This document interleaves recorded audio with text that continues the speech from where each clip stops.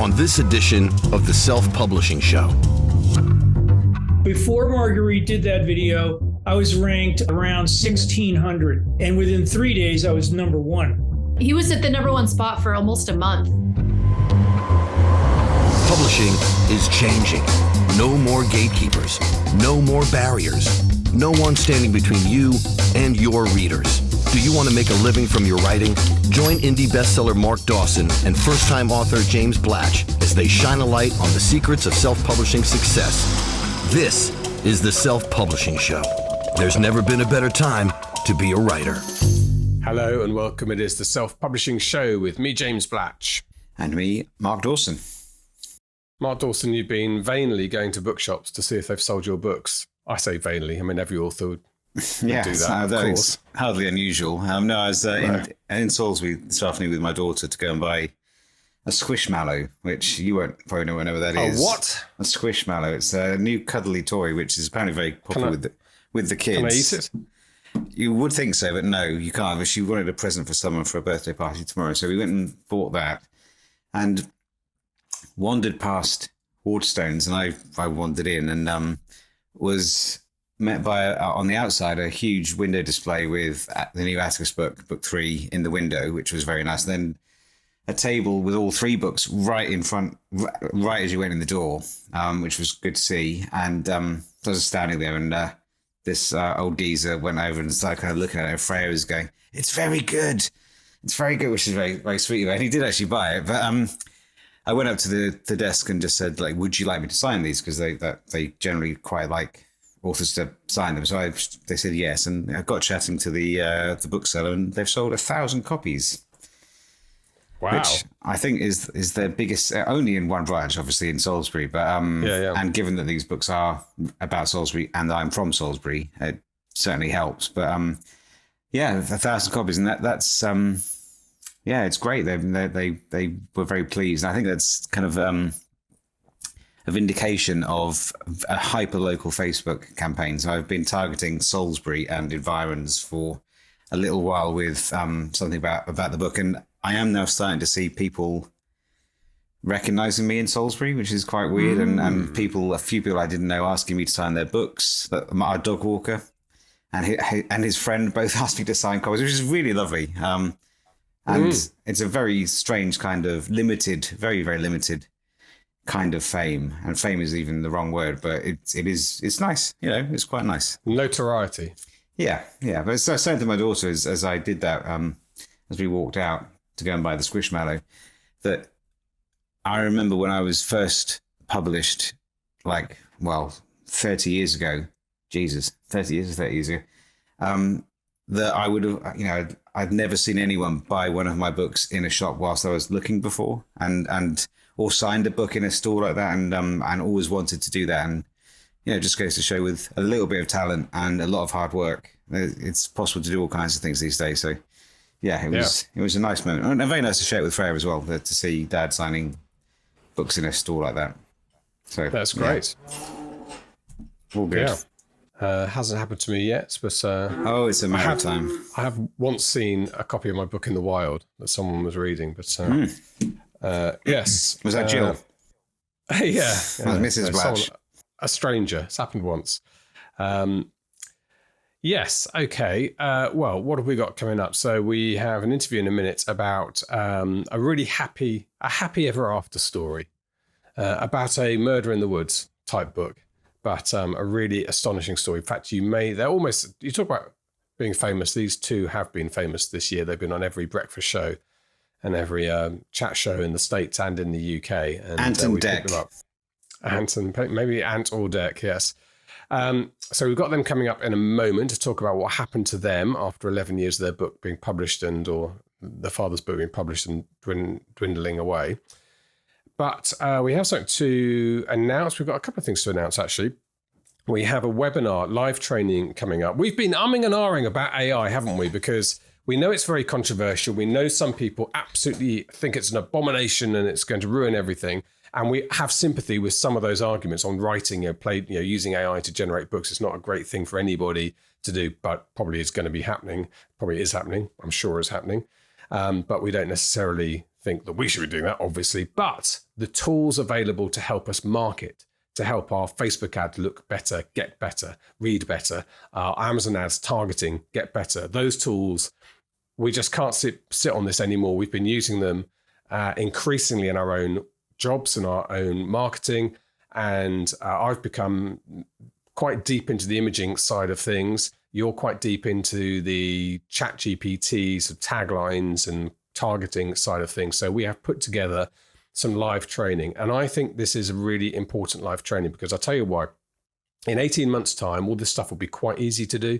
It'll be button pushing, services will pop up all over the place. Canva already implementing some AI stuff within their software. But we have a period now, as we always do when these new things come along, when the forerunners, when the early adopters have the advantage, and we have that for a few months, a year, 18 months, something like that, where your books will get more visibility and hopefully more sales as a result of you adopting this first. Here is your opportunity to do it. We're going to be teaching you how to do this on Wednesday, September the 13th at 9 p.m. in the UK. So that's 5 hours back in the day in New York and 8 hours back in the day. So like 1 p.m., something like that in the West Coast. No, sorry, probably. Yes, yeah, that's right. About 1 p.m. in the West Coast. I won't give you exact times. Look those up, but 9 p.m. in the UK. And we're going to be going through all of the things that we're doing that you should be doing, that you should be getting hold of. And there are a couple of subscriptions, but they're much cheaper than you might think to get started. And honestly, it is eye-opening, the possibilities that are at our fingertips. Take a breath. Take a breath. Bloody hell.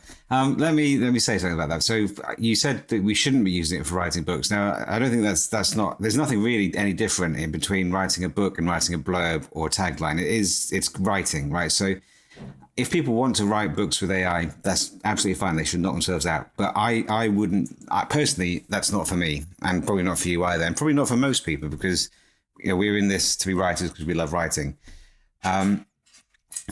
Now, for what I use it for, and I'm using it for at the moment, is, as you say, it's kind of the shorter pieces of copywriting, which is a very different kind of skill from writing books. And also, if you're running Facebook ads and you want to test different taglines, different primary texts, ChatGPT is amazing at that. It is really, really good. And it's not necessarily going to be good enough to just run with what it gives you, but it will give you a really good starting point. So there's that. Images, you've really made huge progress, and some of the stuff that I've seen, the images that you're putting out are great. And we've also seen them work really well in ads, which is quite interesting.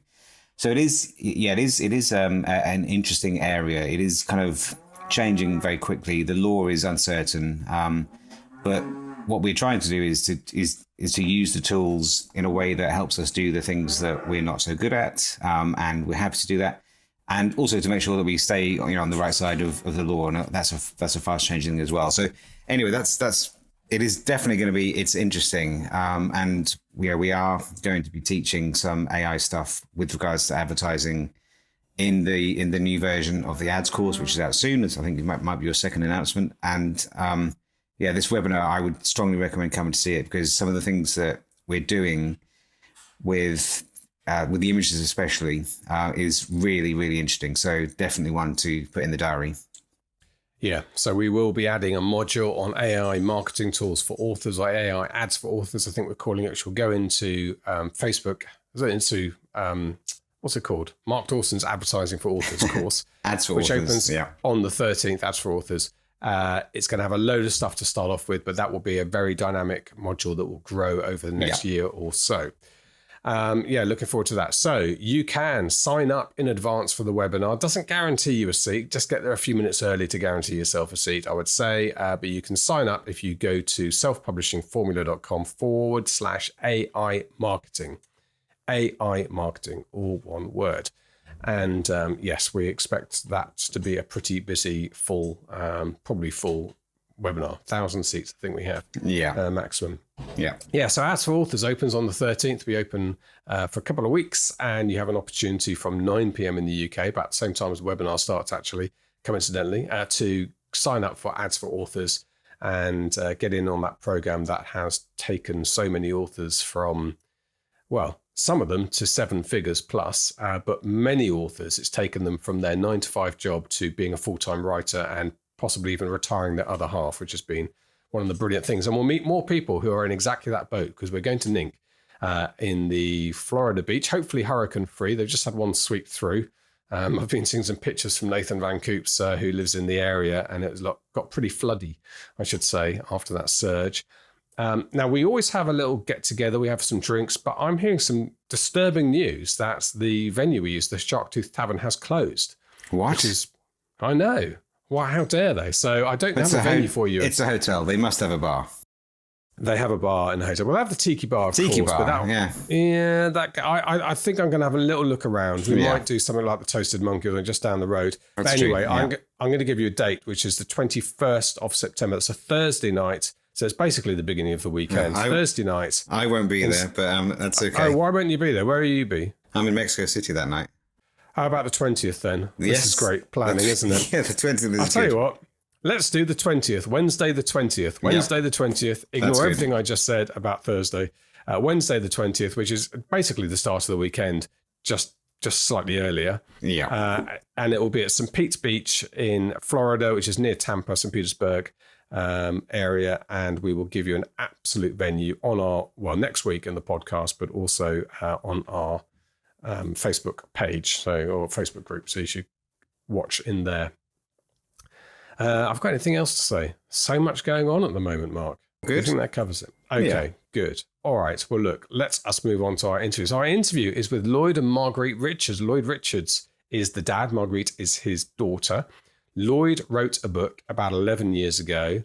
Actually, it was a decent book, a very good book. It was picked up by Amazon imprint, Thomas and Mercer, I think, from memory.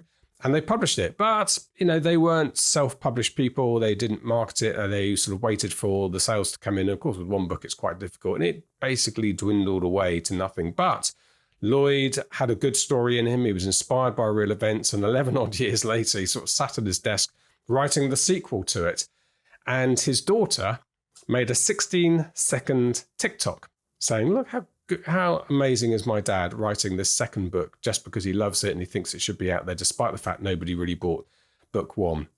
Well, 55 million views later, number one on the Amazon store for about a month. They have been on a roller coaster ride that is a story of our time when it comes to social media and TikTok in particular. Let me pick that up then with LLoyd and Margueritte, and Mark and I will be back for a quick chat at the end of the interview. This is the Self-Publishing Show. There's never been a better time to be a writer. LLoyd and Margueritte, very warm welcome to the Self-Publishing Show. I'm so excited to hear this story because it is quite remarkable and a bit of a story of our time about how things work in the modern world.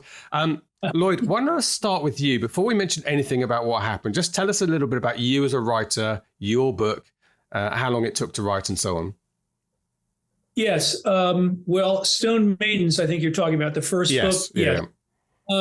I was a lawyer full-time here in Montpelier, Vermont, at a life insurance company, a regulatory lawyer.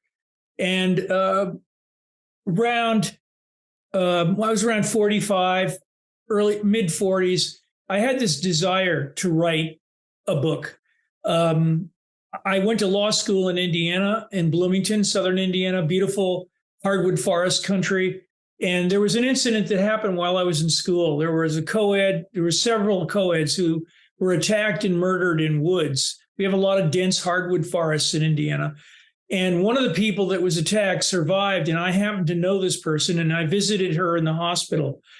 And they never did find her assailant.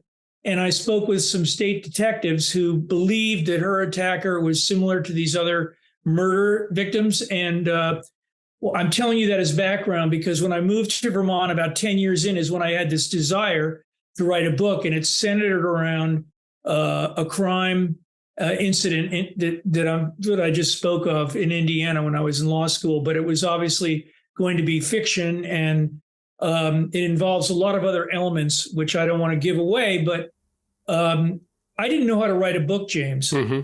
I was a lawyer. I knew how to write affidavits and motions, and I could analyze regulations, but I really wanted to find out how to write a book. So there's a local college here in Montpelier that had a writing school, and I communicated with an instructor there and told him I had a full-time job. I wanted to work on the side, learning how to write a novel.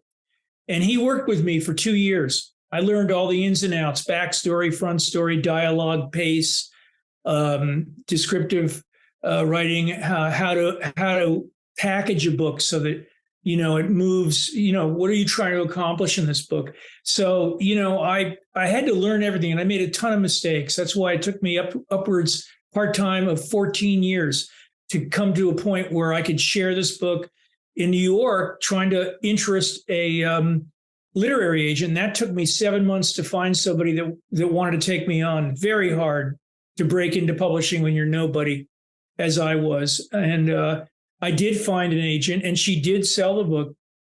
But the book did okay my first year. I think Thomas and Mercer, Amazon bought it. They were they believed this book would be a bestseller. They hoped it would be, but that didn't happen.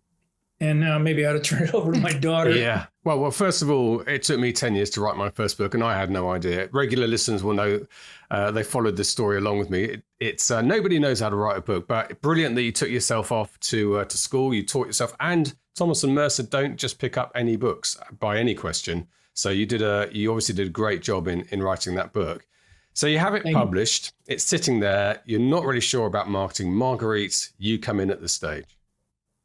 Yeah. So I watched my dad write as I was growing up, and I knew he had written an incredible book. And then when it didn't really sell for 11 years, and I saw how positive he stayed. And as I've said before, he actually wrote the sequel in that time, and when he finished the sequel, that's when I was really touched that, he never gave up and kept going. It was almost like it didn't matter. It was just a passion he had. So I love consuming TikTok. And I thought I would make a little video, just hoping a few people would learn about his book and read it. And we all know it was a little more than a few people. It happened to go very viral. And how quickly did that happen? So the video, we should just explain, people can go and look it up, but the video itself is you basically filming your father from a distance and saying, I'm really proud of my dad. He's written this book, it's taken him a long time. It's not that much more to the video, right? It's just, that's basically what you filmed. Yeah, it's pretty simple. And it was very important. Like, it was very real to me. That was where I would watch him writing growing up. So it meant a lot to me. Of course, no one knew that part, but I knew when I went to bed that night, it didn't really have any views. And I think one person comment that they were like, oh, I'll check it out on Amazon, which again, I thought that was a great success, just that one person would read it. And then I woke up to it at around 700,000 views and climbing rapidly. And when I saw that, I just started crying.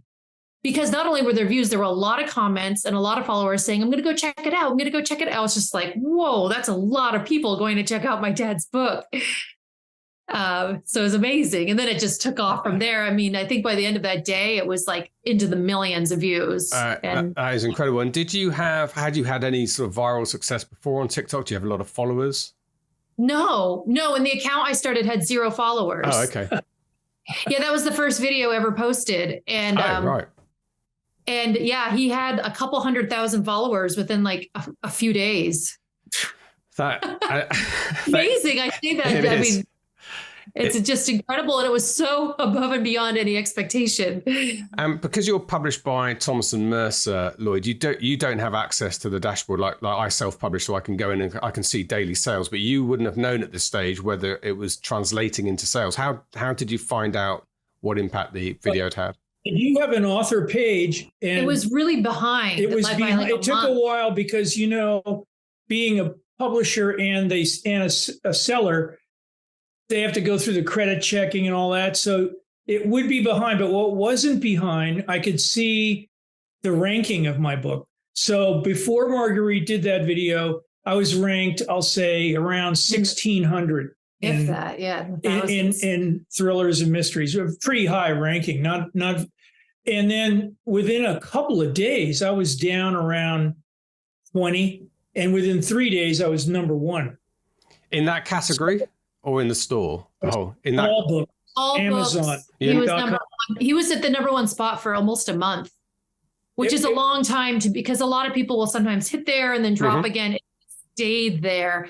And we couldn't see any numbers for a long time, but we could just see that he was at number one. So it was.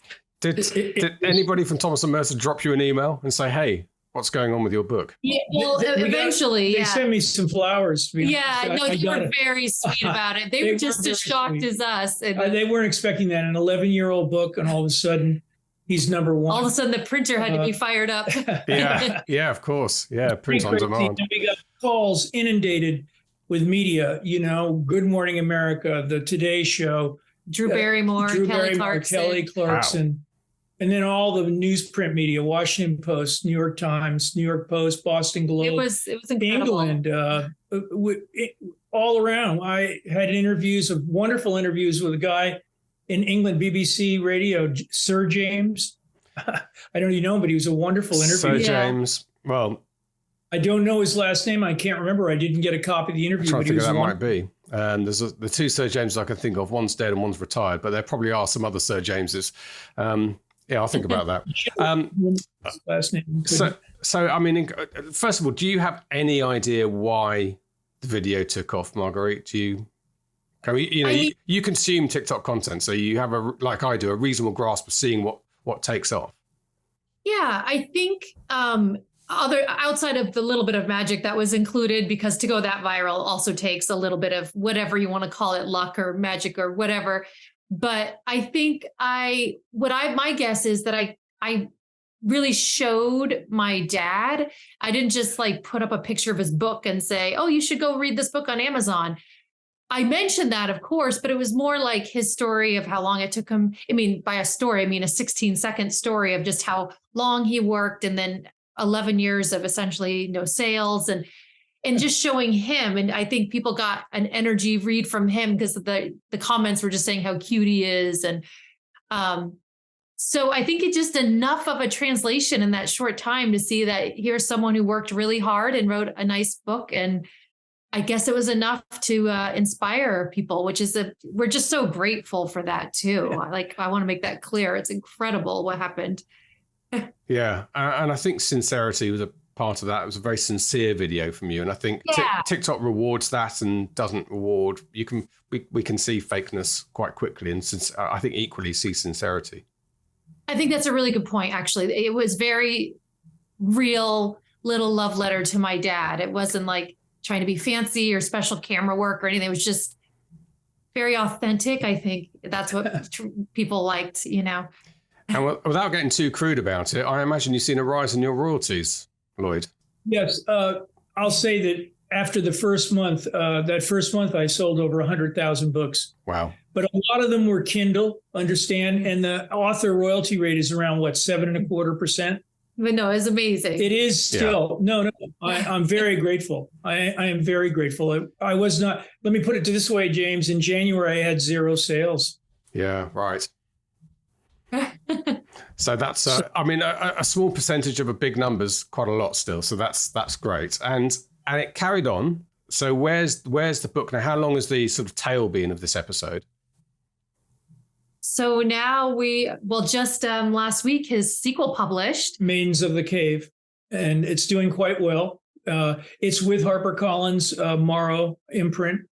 I decided to go with them because my agent is in New York City, and a lot of the big publishers are there. And she got contacted by the HarperCollins people, and they really, really wanted the sequel. It's amazing. Yeah. It is amazing.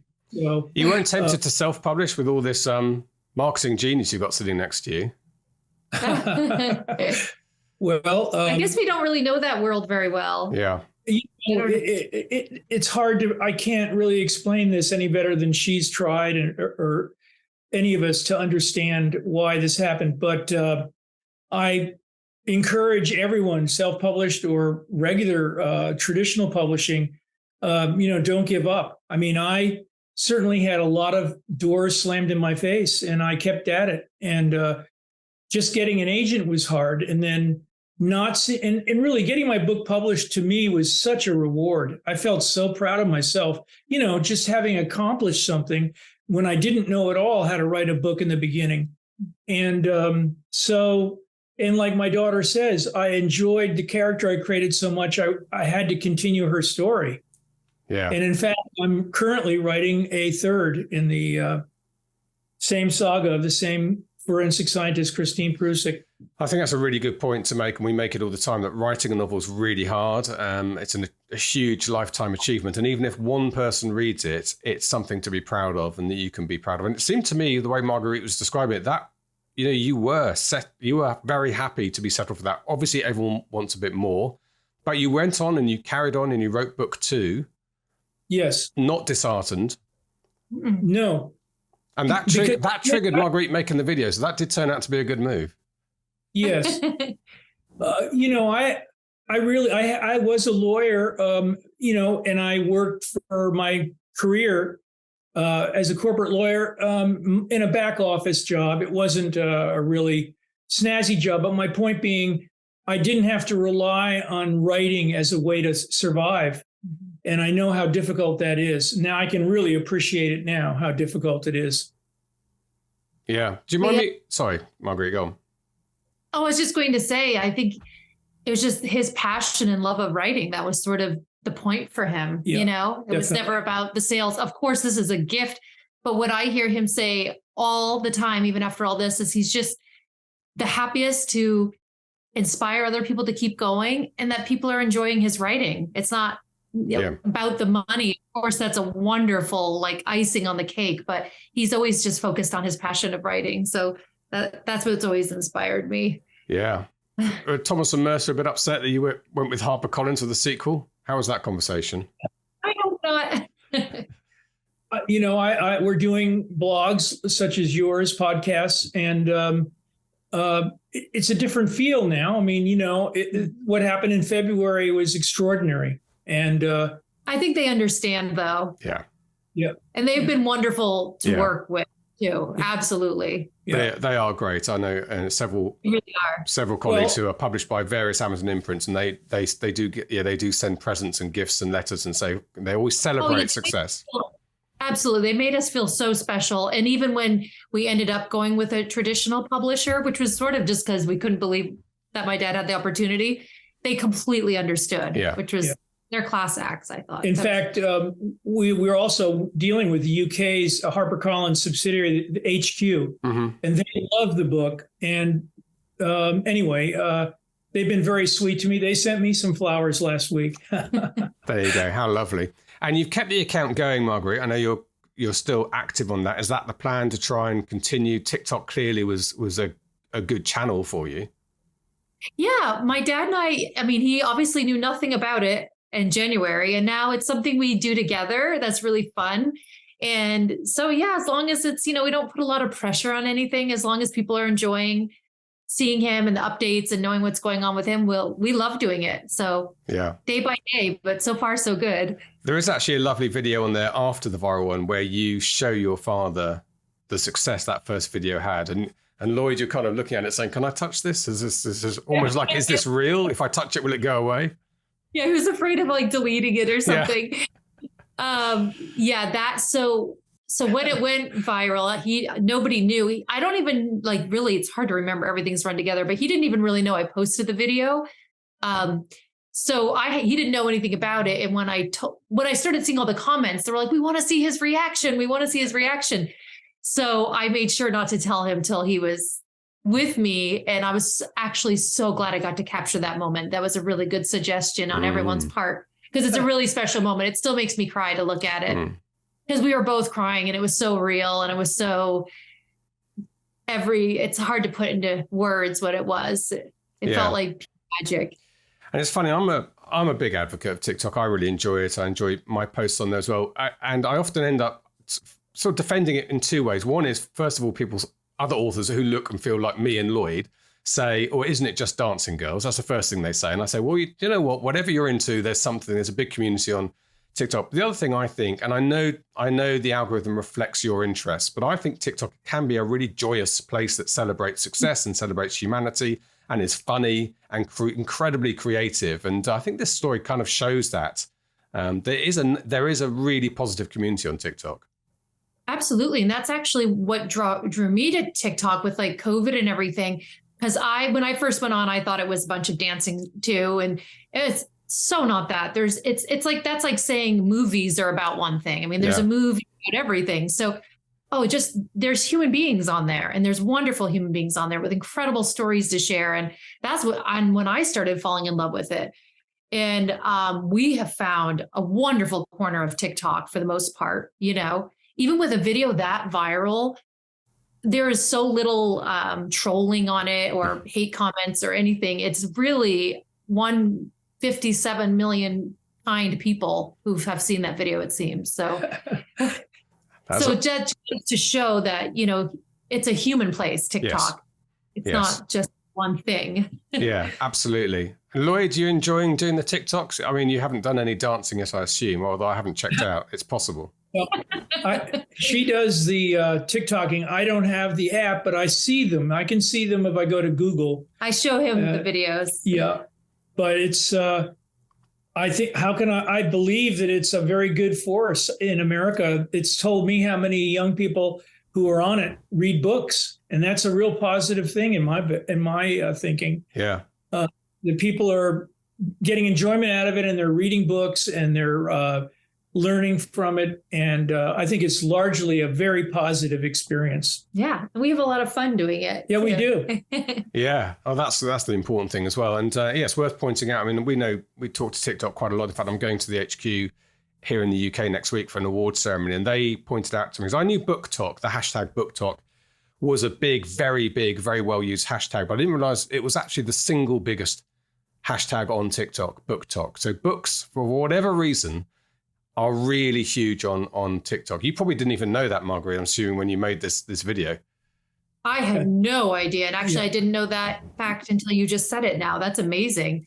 Yeah. No, I didn't know that. And I knew after learning through this process that I guess romance books are really big on TikTok, but not thriller books. And so this is kind of an extra anomaly, because it is a thriller book that's actually selling because of TikTok. Yeah, which is great. And I sell my thriller books. I write military thrillers, which are also not exactly the opposite of romance, but not necessarily aligned with them. And yeah, they do really well through TikTok. Again, it's all about finding your audience, but they're all there. Everyone's there on TikTok, one way or another.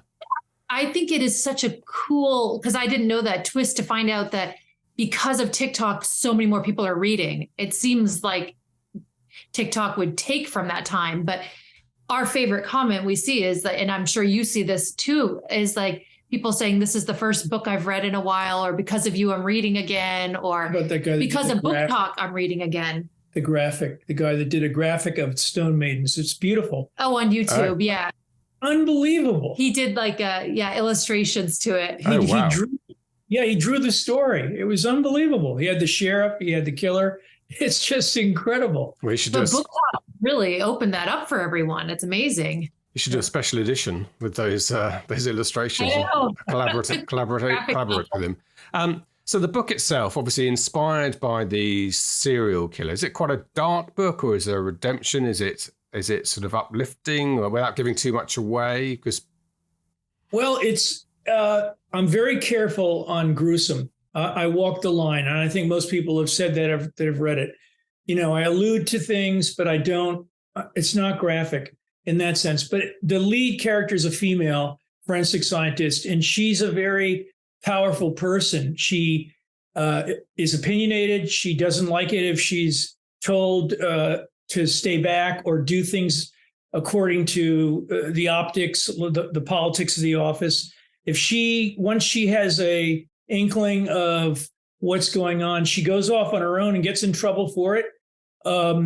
She can be sassy with her superiors, but she's intelligent, and she is courageous, and she's such a powerful force. I was raised myself by my grandmother. My mother died when I was young. My grandmother took custody of me, and she was a very intelligent, artistic person who believed part of every day should be dedicated to reading a book.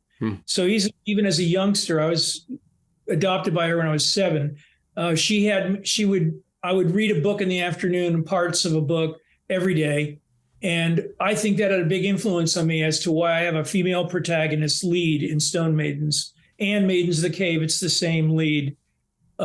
She had such a pronounced effect on me developing this character that I've continued on with a third book, and it's possible I'll do another one. I don't know. It's easy starting to see why the book's taken off and been so well written with that kind of motivation behind it. That's great. Have you had any conversations with Hollywood or Netflix or? It did get some buzz. I think a lot of things do in the beginning, particularly when there's so much interest as a result of the TikTok virality. But then, as you know, they've had this strike going on, so things have cooled down. But who knows? I mean, England even showed an interest initially. Who knows, though? These things can come back, particularly if I have a third book, and depending on how that plays out, it's possible. I'd certainly welcome it. Yeah, of course you would. And that would be brilliant. Well, the first thing I'm going to do after this interview is speak to my daughter and try and find out why she hasn't made this happen for me. She's in Australia at the moment. It's probably going to be her excuse, but no, she's also very supportive. And it is, as you say, Marguerite, there's an X factor here. There's some magic pixie dust, and who knows, that we can see elements of why, but it's hard to say why at that moment something suddenly bloomed in the way that it did. But I'm so delighted for you that it did. It's terrific. Oh, thank you so much. Thank you, James. Well, it's been a real pleasure talking to you. We should look out for it. Just give the sequel a bit of a plug, Lloyd, because we know Stone Maidens is the first book, and the sequel's just out now, or? Yes, Maidens of the Cave came out earlier this week, and it's once again Sheriff McFerrin and the lead character, forensic scientist Christine Prusik. And it involves Southern Indiana as a location again, and Southern Illinois. And it's about missing co-eds that are discovered in caves. Okay. And well, this sounds to me like it needs to be a Netflix miniseries at some point. So that would be amazing. Yeah. Anything is possible, and same with you and your books. You just never know. Yeah. You never know. Thank you, Marguerite. Yes, you never know. Well, look, brilliant to share your success. Really heartwarming story. We'll look out for everything that you write from now on, Lloyd, and I'll look out for that TV series when it happens. So just want to say thank you so much indeed for taking some time and joining us. Thank you so much, too, James. This is the Self-Publishing Show. There's never been a better time to be a writer. Loved speaking to Lloyd and Marguerite. Absolutely lovely father and daughter. Who wouldn't want a daughter like Marguerite looking after us and helping all that stuff happen? And they're still very active. You can follow them on TikTok. They post most days, and I keep a good eye on them. So that was really, really nice interview. Happy interview. Smiley, happy, uplifting interview. Well, if they've been number one in the Amazon store for a month, I'm not surprised they're smiling, because that's I'd be smiling too. Actually, I wish I've got to get my daughter. She's 11 now, 12 roundabout now. So I've got to get her involved in the business. But I don't want her to go on TikTok. I've got to keep her off social media, yet she can produce content for me. How am I going to work that one out? That's, yeah. Well, Instagram, I suppose. Yeah, I suppose so, yeah. Anyway, yeah, I've done a few cases like that recently. As we mentioned before, a while ago, there was that guy who was signing copies of his book. Yes. And it was a bit sad that he wasn't signing as many as he was hoping for. And an influencer did a TikTok, and then he went to number one as well. So, there's no question that TikTok, if you strike it lucky, it can have a huge effect. And it does, and it's quite difficult, the viral lottery, to sort of strike it lucky like that. You certainly can't guarantee it. But one thing we can take away from it is that TikTok is an app that rewards sincerity. I think when you overproduce stuff, which I tend to do a bit as well, because I do my video editing and posh photography and stuff, it never does as well as somebody is holding a phone saying, "Look at my dad, isn't he amazing?" Or, "Oh, hello, old chap, can I just film you for TikTok because it's nice that you're sitting here signing books." That stuff works really well. Just being yourself is a good tip, a good takeaway from that. Yeah. Good. Okay, look, just a reminder that you can sign up for our webinar on AI tools for authors, AI marketing, and that is at selfpublishingformula.com/AI marketing. That will be on Wednesday, September the 13th. I'll get in there sooner rather than later. It's going to be a very busy webinar. This is the next chapter. No question about it. This is the next chapter in indie publishing. It is an important, here to stay phenomenon. AI, and using the tools now is going to give you an edge for some time in the future. And we will hopefully have a live in person. You can come and pump the flesh. Is that a word? Press the shake flesh. Our hands. Press the flesh. Yeah, pump the flesh. Jesus Christ. You can hug us, kiss us on both cheeks like we do in Europe. Someone can pump your flesh if you will. They're not pumping my flesh. On Wednesday, the 20th of September in St. Pete Beach in Florida, we're going to be there in person. And it'd be lovely if you came and said hello to us. It's lucky no one listens to the podcast. This it's just me and you basically, so it doesn't matter what we can have as much innuendo as we want. It's fine. Well, I'll tell you what, if you're listening and you come along, the secret word is pump James's flesh. Pump James's flesh. I want to pump James's flesh, and then I'll buy you an extra drink on the night. Okay, on that bombshell. And on that lawsuit, we'll say all that remains for me to say is it's a goodbye from him. And a goodbye from me. Goodbye. Goodbye. Get show notes, the podcast archive, and free resources to boost your writing career at selfpublishingshow.com. Join our thriving Facebook group at selfpublishingshow.com/Facebook. Support the show at patreon.com/selfpublishingshow. And join us next week for more help and inspiration so that you can make your mark as a successful indie author. Publishing is changing, so get your words into the world and join the revolution with The Self-Publishing Show.